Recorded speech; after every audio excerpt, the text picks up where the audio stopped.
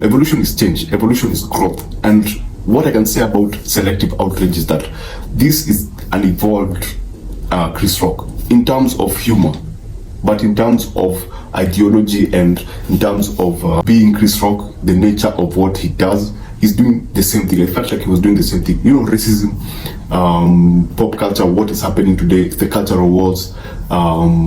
There are things that are very provocative that no one wants to talk about, like the Michael Jackson and R. Kelly joke. No, he's still talking about those things that make us uncomfortable, those things that we don't want to talk about, those things that you hear people talk about in the barbershops, but you don't actually hear people talk about them out there.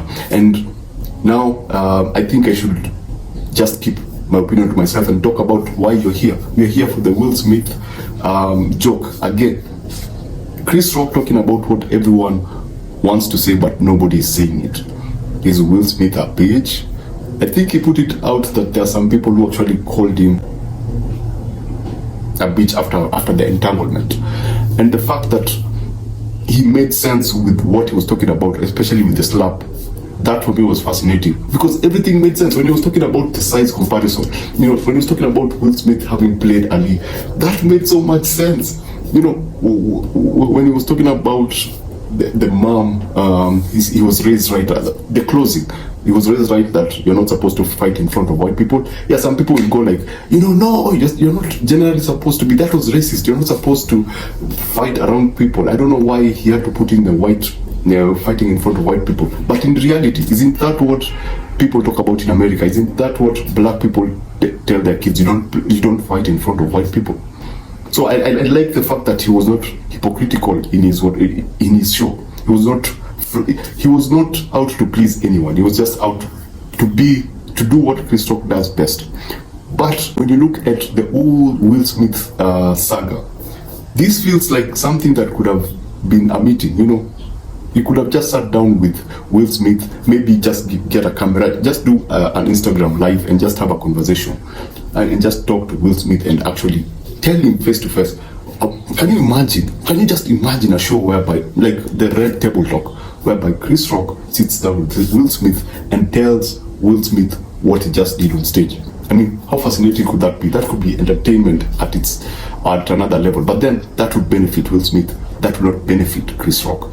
So going on Netflix, I think makes sense, because now Chris Rock is getting paid without Will Smith. This is more of now slapping Will Smith back. I don't know.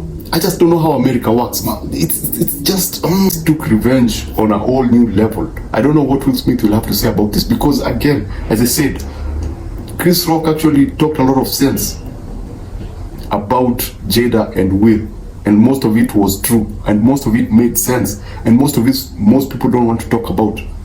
And we'll talk about when, I don't know if it will ever happen, but if Will Smith and Jada Pinkett were to separate, then you will hear people popping up saying what Chris Rock was saying on this particular show. So yeah, I loved the show, but I didn't love it that much. I felt like every other joke, everything was overshadowed by the Will Smith joke. He had the whole take on the woke culture for me was very fascinating. The Kim Kardashian jokes for me were kind of awesome.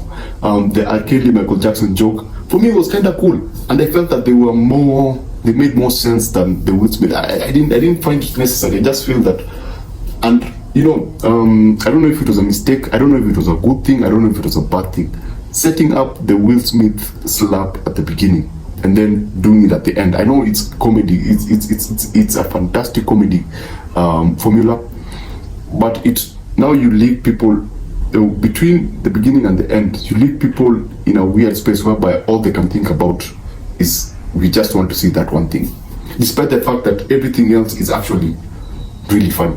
But I'm just, I can't wait. Let's talk about Will. I'm just like, come on, talk about Will. And then when he does, he nails it. But I forget everything else that was in the middle.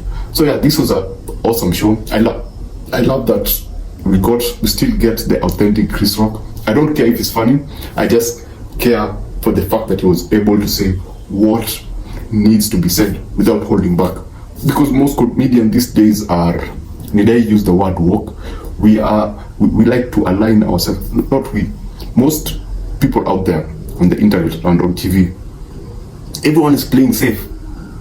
Kevin Hart is playing safe. Dave Chappelle, I miss Dave Chappelle, you know, in a way. But Chris Rock is just not playing safe. He's not telling us what we want to hear. He's telling us all those things that we think we talk about in the barbershops and in the saloon, but he's not holding back. And I love that about this particular show. Could it have been more funnier? Yeah, I wish you would have done a little bit more on the jokes, because some did not land very well, some were not executed very well. But then I understand it was more alive, it was not edited, nothing was cut out.